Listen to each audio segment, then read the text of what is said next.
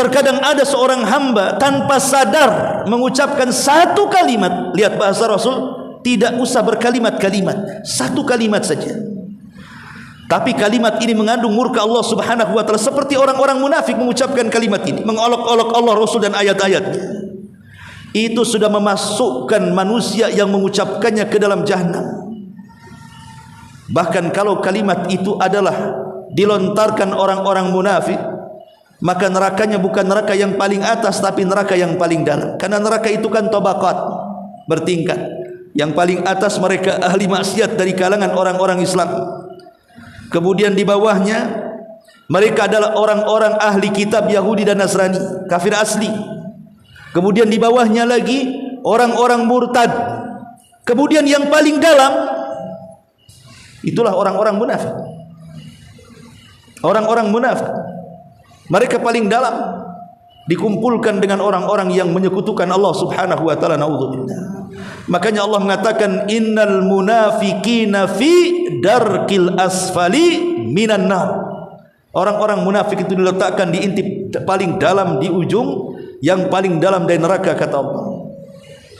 Jadi bahaya lisan ini, sangat bahaya sekali.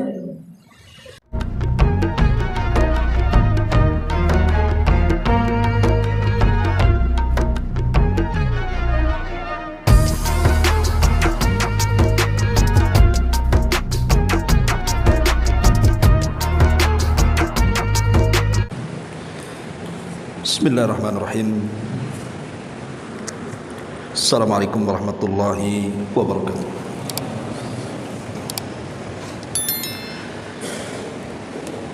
Alhamdulillah wassalatu wassalamu ala Rasulillah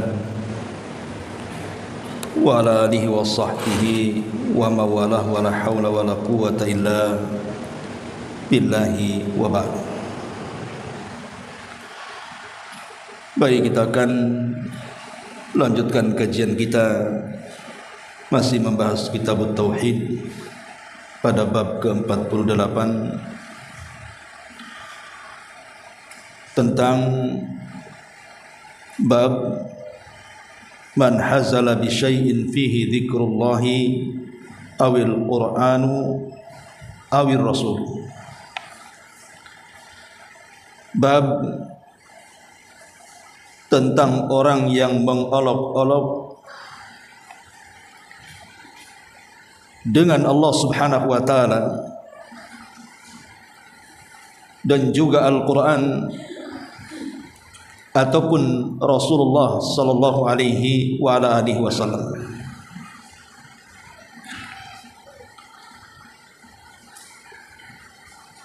Man hazala, hazal ini artinya istihza ataupun as-sukhriyah, yang artinya mengejek, mengolok-olok dan merendahkan kepada Allah atau terhadap Al-Quran dan juga Nabi sallallahu alaihi wasallam. Lalu apa kaitannya bab ini? Dicantumkan pengarang dalam kitab Tauhid. Karena mengolok-olok Allah, Quran dan juga Rasul, tanda orang itu tidak mengagungkan Allah Subhanahu wa taala. Artinya orang itu tidak bertauhid. Makanya Allah Subhanahu wa taala mengatakan dalam surah Nuh ayat 13, "Ma lakum la tarjuna lillahi waqara." Mengapa kamu tidak takut akan kebesaran Allah Subhanahu wa taala sehingga berani mengolok-olok Allah, Al-Qur'an dan juga Nabi sallallahu alaihi wasallam? Dan tidaklah melakukan hal-hal yang kotor seperti ini kecuali mereka adalah orang-orang munafik. Karena hanya orang-orang munafiklah kebiasaan mereka yang suka mengejek syariat. Allah mengatakan dalam surah Al-Mutaffifin, innal ladzina ajramu kanu minal ladzina amanu yadhakun. Sesungguhnya orang-orang yang berdosa, maksudnya orang-orang munafik, mereka orang-orang yang dulunya mentertawakan orang-orang yang beriman, karena orang-orang yang beriman ini melaksanakan syariat Allah Subhanahu wa taala. Dan Allah juga mengatakan dalam surah Al-Baqarah, wa idza laqul ladzina amanu qalu amanna wa idza khalau ila syayatinihim qalu inna ma'akum innama nahnu mustahzi'un. Apabila mereka berjumpa dengan orang-orang yang beriman, mereka berkata, kami juga beriman seperti kalian.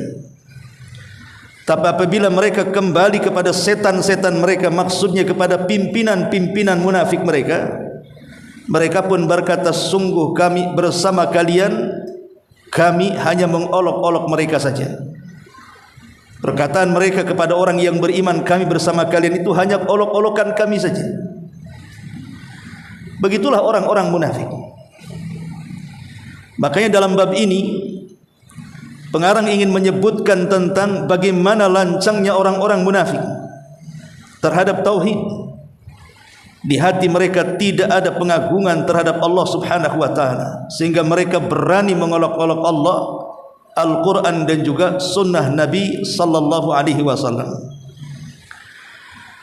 Kemudian pengarang membawakan dalil dari Al-Quran, surah Al-Baqarah, surah At-Taubah ayat 65 sampai 66. Allah Subhanahu wa taala mengatakan, wala in sa'altahum la yaqulunna innama kunna nakhudhu wa nal'ab qul abillahi wa ayatihi wa rasulihi kuntum tastahzi'un la ta'tadhiru qad kafartum ba'da imanikum. Dan jika kamu tanyakan kepada mereka tentang apa yang mereka lakukan, maksudnya orang-orang munafikin, tentulah mereka akan menjawab, sesungguhnya kami hanya bersendau gurau saja, bermain-main saja. Maka Allah Subhanahu wa taala mengatakan, katakan ya Muhammad kepada mereka orang-orang munafik itu, apakah dengan Allah kalian mengolok-olok? Apakah dengan ayat-ayat Allah kalian mengolok-olok? Apakah dengan Rasul Allah kalian mengolok-olok? Tidak usah kamu minta maaf dan cari-cari alasan, karena sesungguhnya kalian sudah kafir setelah keimanan kalian. Surah At-Taubah ini ayat 65 dan 66 ada asbab nuzulnya. Kenapa pengarang mencantumkan surat ini? Makanya di sini pengarang menyebutkan tentang asbab nuzulnya. An Ibni Umar wa Muhammad ibni Ka'ab wa Zaid ibni Aslam wa Qatadah dakhala haditha ba'dihim fi ba'd annahu qala rajulun fi ghazwati Tabuk ma ra'ayna mithla qurra'ina haula'i arghabu butunan wala akdhabu alsunan wala ajbanu indal liqa' ya'ni Rasulullah sallallahu alaihi wasallam wa ashabuhul qurra. Faqala lahu Auf ibn Malik kadzabta walakinnaka munafiq la ukhbiranna Rasulullah sallallahu alaihi wasallam. Fadhahaba Auf ila Rasulillah sallallahu alaihi wasallam liyukhbirahu fawajada al-Qur'ana qad sabaqahu faja'a dhalika ar-rajul ila Rasulillah sallallahu alaihi wasallam wa qad irtahala wa rakiba naqatahu faqala ya Muhammad ya Rasulullah innama kunna nakhudhu wa natahaddatsu hadits ar-raqbi naqta'u bihi 'anna at-tariq. Qala Ibnu Umar ka'anni anzur ilaihi muta'alliqan bi nis'ati naqati Rasulillah sallallahu alaihi wasallam wa innal hijarata tankabu rijlaihi wa huwa yaqul innama kunna nakhudhu wa nal'ab. Fayaqulu lahu Rasulullah sallallahu alaihi wasallam abillahi wa ayatihi wa rasulihi kuntum tastahzi'un ma yaltafitu ilaihi wa ma yaziduhu alaihi. Diriwayatkan dari Ibnu Umar radhiyallahu an, dari Muhammad ibn Ka'ab radhiyallahu an, dari Zaid ibn Aslam radhiyallahu an, dan dari Qatadah satu hadis dengan rangkuman sebagai berikut, bahwasannya ketika dalam peperangan Tabuk ada seseorang yang berkata, belum pernah kami melihat seperti para ahli baca Quran kami, orang-orang yang lebih buncit perutnya, lebih berdusta lisannya, lebih pengecut dalam peperangannya, kecuali mereka. Maksudnya adalah Rasul dan para sahabat yang pakar Quran. Maka berkatalah Auf ibn Malik kepada orang yang mengucapkan kalimat itu, dusta engkau munafik. Aku akan beritahu perkataanmu kepada Nabi SAW. Lalu berangkatlah Auf ibn Malik kepada Rasul untuk memberitahukan hal itu kepada beliau. Akan tetapi Al-Quran lebih dulu memberitahu Nabi SAW. Dan ketika orang itu datang kepada Nabi SAW, beliau sudah beranjak dari tempatnya dan menaiki untanya. Maka berkatalah ia kepada Rasulullah, ya Rasulullah, sebenarnya tadi kami hanya main-main dan bersendau gurau saja, dengan mengobrol sebagian obrolan yang bisa meredakan kelelahan untuk menghilangkan penat perjalanan. Kata Ibnu Umar yang meriwayatkan hadis ini, sepertinya aku melihat orang tadi berpegang kepada sabuk pelana unta Rasul, sedang kedua kakinya terseret-seret dengan batu, sambil berkata, kami hanya main-main ya Rasulullah, kami hanya bersendau gurau wahai Rasul. Tapi Nabi SAW hanya mengucapkan kalimat, apakah dengan Allah, ayat-ayat dan Rasulnya kau berani mengolok-olok? Kata Ibnu Umar, Rasul mengatakan seperti itu tanpa menoleh dan tidak bersabda kepadanya lebih dari perkataan itu. Ma'asyiral muslimin wal muslimat rahimani wa rahimakumullah. Baik, ayat ini, tepatnya surah At-Taubah, itu hampir keseluruhan membongkar borok-borok orang-orang munafik. Dan surah At-Taubah ini hampir keseluruhan turun setelah Nabi SAW pulang dari Tabuk. Sedikit saya bicara tentang perang Tabuk. Ma'asyiral muslimin yang dimuliakan Allah Subhanahu wa taala, perang Tabuk ini adalah perang yang terakhir yang langsung dipimpin Nabi SAW. Dan perang Tabuk ini terjadi di tahun ke-9, 1 tahun lebih sebelum wafatnya Nabi SAW. Dan musuhnya bukan kafir Quraisy, bukan juga orang-orang Yahudi Madinah, tapi musuhnya adalah mereka Bizantium Romawi, orang-orang Romawi, rajanya Herakles.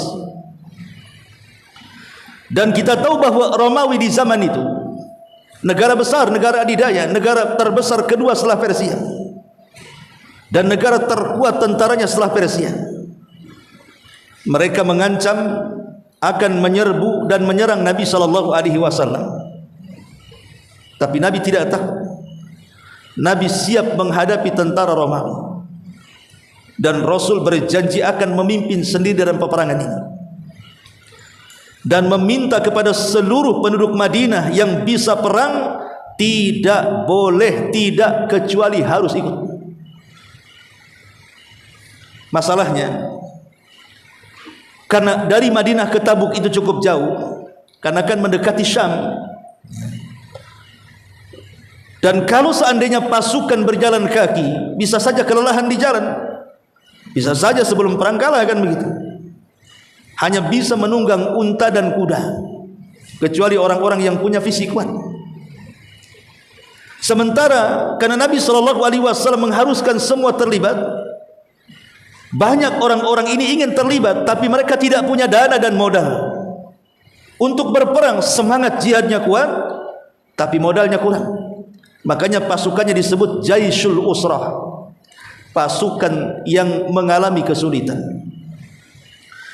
Disinilah Nabi SAW akhirnya berkhutbah di hadapan para sahabat untuk menginfakkan sebagian harta mereka, karena perang ini sangat penting dalam kehidupan Nabi SAW dan para sahabat, karena mereka akan mengancam keberlangsungan keamanan kota Madinah. Maka datanglah Abu Bakar Siddiq radhiyallahu an menyumbang dengan seluruh kekayaannya, Sampai Rasul mengatakan, apa yang kau tinggalkan kepada keluargamu wahai Abu Bakar? Maka Abu Bakar mengatakan, kuserahkan kepada Allah dan Rasulnya. Kemudian Umar datang membawa separuh hartanya. Abdurrahman ibn Auf menyumbang dengan banyak hartanya, dan yang paling banyak menyumbang adalah Utsman ibn Affan radhiyallahu anhu. Seolah-olah Tabuk itu milik Utsman.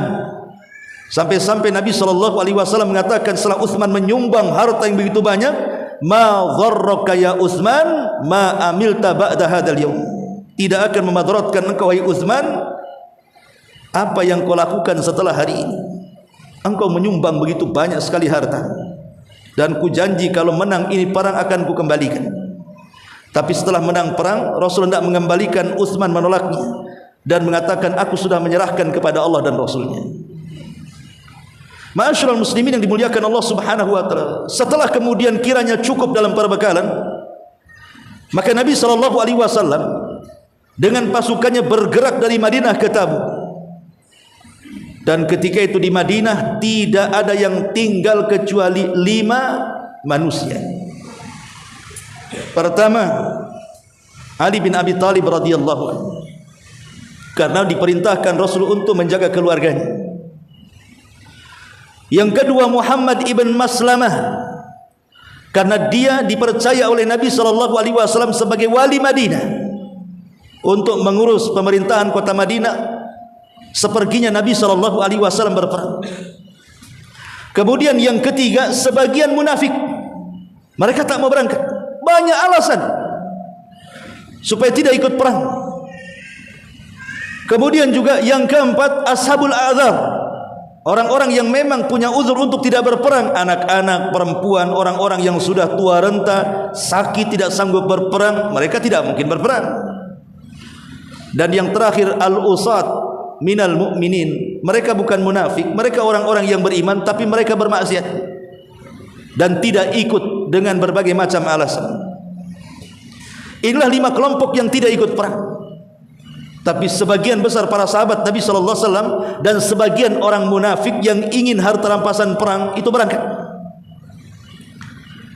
Ketika kemudian sampai dekat dengan perbatasan Tabuk, maka Allah Subhanahu wa taala memberikan mukjizat kepada Nabi sallallahu alaihi wasallam. Itu yang dikatakan Nabi sallallahu alaihi wasallam, khamsun, 5 perkara lam yu'ta li ahadin minal anbiya, yang tidak diberikan kepada satu pun dari kalangan para nabi kecuali aku, kata Nabi SAW. Salah satunya adalah Allah Subhanahu wa taala menanamkan perasaan takut kepada musuhnya sejauh perjalanan 1 bulan. Menanamkan ar-ru'bu masirata syahri, menanamkan ar-ru'b, ketakutan kepada hati-hati musuh sejauh perjalanan 1 bulan. Jadi saat-saat melihat Romawi, tentara Nabi SAW, Allah masukkan ke hati orang-orang Romawi ini perasaan takut yang luar biasa. Baru lihat sudah takut. Karena takut tidak jadi perang, mereka pun lari tunggang langgang, meninggalkan kemah mereka, meninggalkan perbekalan mereka, meninggalkan harta mereka. Mereka lari. Mereka pengecut orang-orang Nasrani Romawi di zaman itu. Maka para sahabat Nabi SAW berhasil merampas seluruh kekayaan mereka, pulang membawa ghanimah yang cukup besar dari perang Tabuk ini. Dan itu perang yang dilakukan Nabi SAW terakhir sebelum wafatnya 1 tahun. Pulanglah Nabi SAW dan para sahabat dengan penuh kemenangan. Di tengah jalan, karena Tabuk dengan Madinah cukup jauh, maka Nabi SAW beristirahat sejenak. Begitulah Nabi SAW mengatakan, al-arwah junudun mujannada, namanya ruh itu akan bersatu dengan kelompok dan seragamnya. Jadi saat beristirahat ya Rasul kumpul dengan para sahabat, dengan pakar-pakar Quran, dan orang munafik ya kumpul dengan munafiknya. Begitulah ruh, kayak antum dah dapat hidayah, namanya kan, mengenal sunnah Nabi SAW, mengenal manhaj yang hak. Tentu antum duduk dengan orang yang menyimpang agak risih. Pasti antum akan lebih senang duduk dengan sesama orang yang seakidah, kan begitu. Begitulah hidayah namanya. Jadi orang-orang munafik ini, karena mereka bergerombol jauh daripada majlis Nabi SAW dan pakar-pakar Quran yang mengelilingi Nabi SAW, mulailah mereka mengeluarkan kata-kata kotor, menghina Rasul dan para sahabatnya. Kemudian mereka mengatakan ma ra'aina, sambil menunjuk Rasul dan para sahabat dari kejauhan itu, misla qurra'ina, katanya, aku tidak pernah melihat seperti para ahli Quran kami. Maksudnya siapa di sini? Nabi SAW. Mereka mengatakan seperti itu. Kemudian mereka mengatakan arghabu butunan wala akdhabu alsunan wala ajbanu indal liqa mithla haula. Kami tidak pernah melihat seperti mereka, maksudnya Rasul dan para sahabat yang pakar-pakar Quran itu. Manusia-manusia yang paling rakus perutnya, maksudnya hubud dunia, terlampau mencintai dunia, yang paling dusta lisannya dan paling pengecut saat berjumpa dengan lawannya, melainkan mereka. Apa tidak kurang ajar kalimat ini? Lancang kepada Nabi SAW mengatakan seperti itu. Lancang mengatakan kepada orang-orang Muhajirin dan Ansar mengatakan seperti itu. Padahal Allah sudah memuji Muhajirin dan Ansar. Lihat pada surah Al-Hasyr 89 ayat 8 dan ke-9, Allah mengatakan lil fuqara'il muhajirin alladzina ukhriju min diyarihim wa amwalihim yabtaghuna fadlan minallahi wa ridwana wa yansuruna Allah wa rasulahu ulaika humus shadiqun. Bagi orang-orang fakir yang berhijrah, maksudnya muhajirin, yang diusir dari kampung halaman dan dari harta benda mereka karena mencari karunia dari Allah, mencari keridhaan Allah, dan mereka menolong Allah dan Rasulnya, mereka itulah orang-orang yang benar. Lihat pujian Allah, mereka adalah orang-orang yang benar, yang menolong Allah dan Rasulnya. Dikatakan mereka paling dusta lisannya, dikatakan mereka paling buncit perutnya, dikatakan mereka paling pengecut. Kemudian ketika berjumpa dengan lisan, mereka sudah berkorban, meninggalkan tanah kelahiran, harta, bisnis, bahkan keluarga tercintanya hanya untuk agamanya. Kenapa difitnah seperti itu? Ataupun orang-orang Ansar, ini muhajirin, bagaimana dengan orang-orang Ansar? Allah lanjut pada ayat ke-9-nya, walladzina tabawwa'ud dara wal iman min qablihim yuhibbuna man hajara ilaihim wala yajiduna fi sudurihim hajatan mimma utu wa yu'thiruna ala anfusihim walau kana bihim khasasa wa man yuqashuha nafsihi fa ulaika humul muflihun.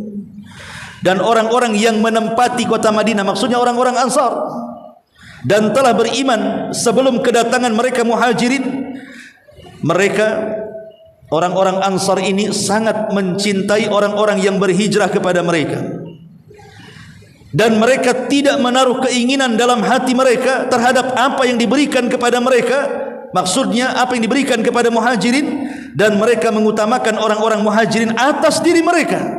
Mereka tidak pelit, tidak bakhil. Kenapa dikatakan kemudian paling buncit perutnya seolah-olah mereka bakhil?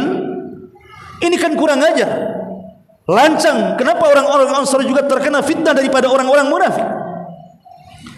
Makanya karena ucapan ini sudah melampau lah, kebetulan ketika itu ada seorang sahabat namanya Auf ibn Malik, masih muda sahabat ini, ada di kelompok mereka, tapi dia bukan munafik. Mendengar ucapan itu dia emosi dan mengatakan kadzabtum, dusta kalian. Sa'ukhbiranna Nabiy sallallahu alaihi wasallam, aku habarkan kalian kepada Nabi sallallahu alaihi wasallam. Langsung dia lari dari kelompok munafik, bergegas menemui Nabi sallallahu alaihi wasallam. Tapi Quran lebih dulu datang memberitahu Rasul sebelum kedatangan Auf ibn Malik, bahwa mereka sudah lancang mengucapkan kalimat itu. Maka turunlah ayat surah At-Taubah, turun hampir secara keseluruhan surah At-Taubah turun membongkar aib dan borok-borok orang-orang munafik. Salah satunya ayat yang dicantumkan pengarang dalam bab ini, wala in sa'altahum, apabila engkau bertanya kepada mereka. Apa maksud ucapan itu? Ucapan yang mengatakan bahwa Rasul dan para sahabat perutnya paling buncit, lisannya paling dusta, paling pengecut ketika berjumpa dengan lawan dan musuhnya. Maka mereka mengatakan, Rasul, perjalanan dari Tabuk ke Madinah kan jauh. Kami untuk menghilangkan penat, untuk menghilangkan capek, ya wajarlah kami ini bersendau gurau, tertawa-tertawa sesama kami, biar perjalanan jauh menjadi dekat tanpa sadar. Alasan ini logis, tapi masalahnya candaannya itu yang jadi masalah. Mereka mengatakan innama kunna nakhudhu wa nal'ab. Ucapan itu hanya sekedar sendau gurau saja, Rasulullah main-main saja, menghilangkan penat-penat kami di jalan. Apakah kepada Allah kalian menjadikan sendau gurau olok-olokan itu? Apakah kepada ayat-ayatnya menjadikan permainan dengan olokan-olokan itu? Apakah dengan Rasulnya kalian menjadikan dengan olok-olokan itu kesengajaan hanya untuk main-main? Ini bukan perkara main-main. Maka Allah Subhanahu wa ta'ala dengan tegas mengatakan, "Qul," katakan ya Muhammad kepada mereka, "La ta'tadhiru qad kafartum ba'da imanikum." Jangan cari-cari alasan kalian. Sungguh kalian telah kufur setelah keimanan kalian. Ikhwan, dari sini kita tahu tentang bahaya lisan. Nabi SAW mengatakan, "Wa innal 'abda la yatakallamu bil kalimati la yulqilaha balan yahwi sahibuha fi nari jahannam." Terkadang ada seorang hamba tanpa sadar mengucapkan satu kalimat. Lihat bahasa Rasul, tidak usah berkalimat-kalimat, satu kalimat saja. Tapi kalimat ini mengandung murka Allah Subhanahu wa ta'ala, seperti orang-orang munafik mengucapkan kalimat ini, mengolok-olok Allah, Rasul dan ayat-ayatnya. Itu sudah memasukkan manusia yang mengucapkannya ke dalam jahannam. Bahkan kalau kalimat itu adalah dilontarkan orang-orang munafik, maka nerakanya bukan neraka yang paling atas, tapi neraka yang paling dalam. Karena neraka itu kan tabaqat, bertingkat. Yang paling atas mereka ahli maksiat dari kalangan orang-orang Islam. Kemudian di bawahnya mereka adalah orang-orang ahli kitab Yahudi dan Nasrani, kafir asli. Kemudian di bawahnya lagi orang-orang murtad. Kemudian yang paling dalam itulah orang-orang munafik. Orang-orang munafik, mereka paling dalam, dikumpulkan dengan orang-orang yang menyekutukan Allah Subhanahu wa ta'ala. Naudzubillah.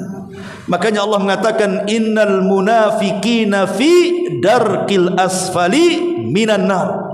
Orang-orang munafik itu diletakkan di inti paling dalam, di ujung yang paling dalam dari neraka, kata Allah.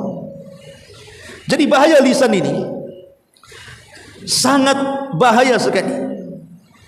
Dan bukan hanya mengolok-olok Allah yang jelas, ini paling-paling bahaya ya. Allah dicela seperti orang yang mencela takdir umpamanya. Itu kan mencela Allah Subhanahu wa ta'ala. Kemudian juga mencela ayat-ayatnya, mencela Al-Quran, mengata-ngatakan Al-Quran atau menginjak Al-Quran, na'udzubillah. Atau Al-Quran dijadikan barang mainan, digunakan mantra-mantra, dicampur adukan dengan mantra-mantra setan dalam dunia perdukunan umpamanya. Ditulis dengan darah hedan yang semacamnya. Atau mungkin Nabi SAW diejek, dibuat karikatur, dikatakan Nabi Islam itu Nabi yang penuh dengan syahwat, istrinya banyak dan begitu seterusnya. Ini yang paling dahsyatnya, udah kufur, jelas-jelas kufur. Tapi di sana juga ada orang-orang yang mengolok-olok para ulama, orang-orang saleh, seperti ulama-ulama yang mereka menjelaskan tentang syariat Allah yang sebenarnya, mengajak manusia ke dalam manhaj yang hak dan juga sunnah Rasul. Dikatakan mereka ulama-ulama penguasa, karena tidak bicara soal jihad, soal macam-macam. Ulama-ulama kulit tidak tahu isi. Masyarul muslimin yang dimuliakan Allah Subhanahu wa ta'ala, apakah gara-gara kemudian seperti yang ma'ruf tuduhan kepada para ulama-ulama seperti Syekh bin Baz, Syekh Utsaimin, Syekh Albani atau masyayikh yang lainnya di zamannya, itu ada tuduhan-tuduhan mereka mengatakan ini ulama-ulama penguasa, kata.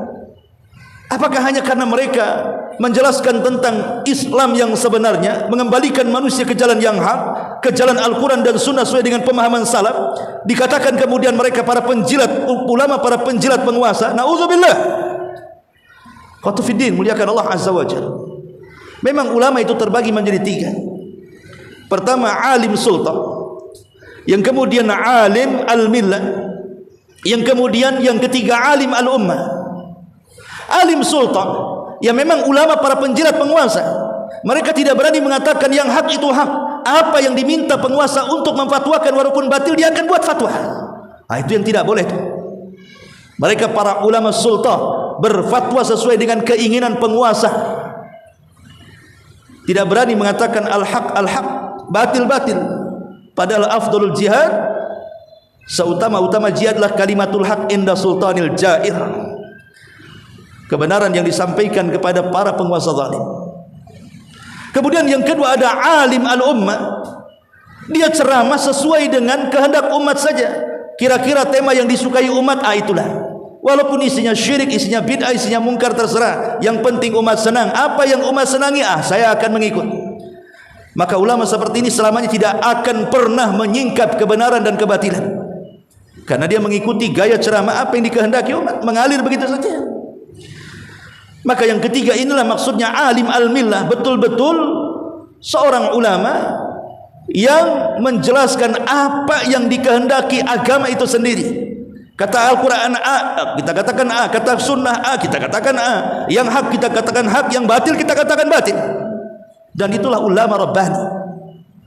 Lah terkadang ulama-ulama Rabbani ini malah dituduh pula ulama sultan.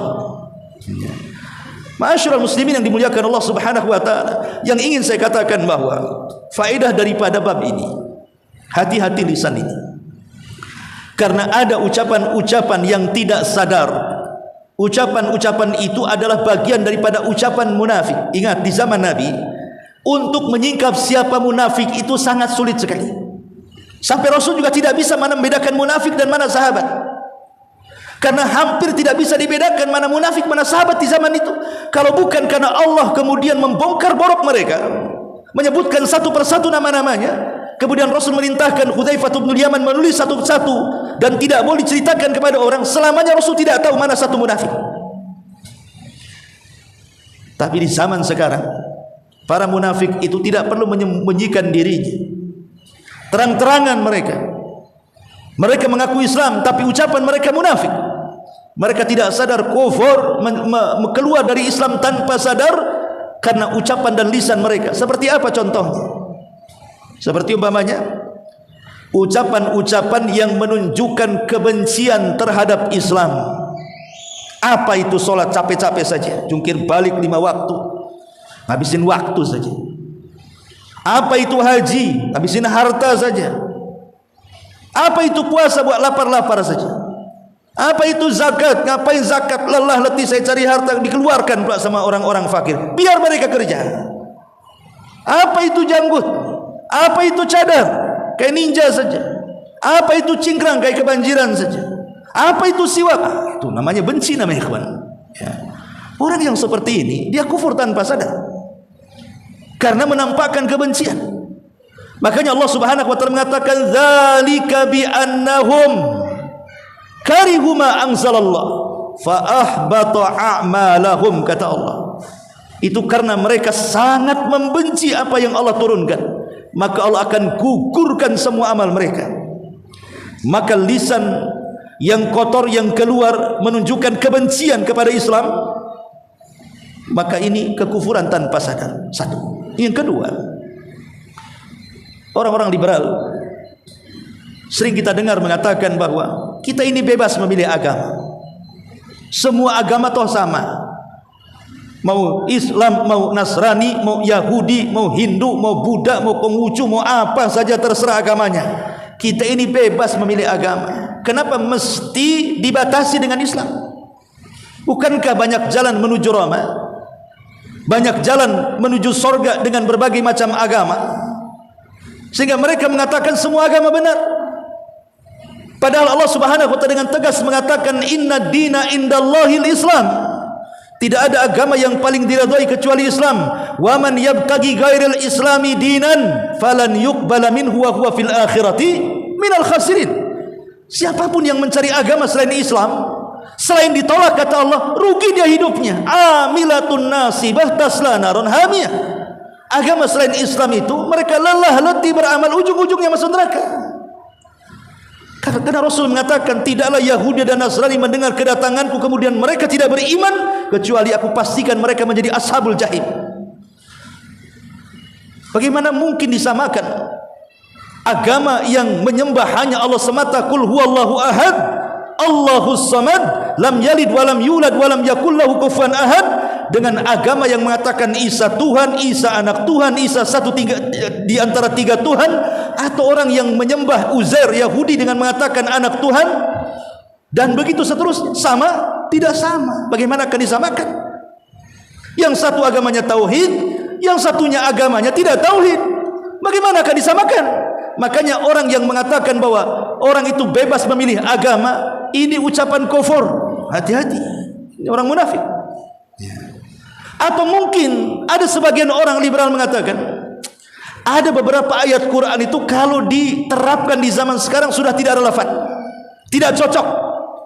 Contoh namanya ayat-ayat tentang hudud, mencuri potong tangan, kemudian juga orang yang berzina muhsan dirajam, orang yang mabuk dicambuk 40 di zaman Rasul ditambah 80 di zaman Umar, dan begitu seterusnya. Enggak cocok. Begitu juga ada beberapa hukum-hukum ini kalau diletakkan di zaman sekarang nampaknya kurang cocok, sehingga kalau perlu ada beberapa ayat itu direvisi sajalah, kan begitu.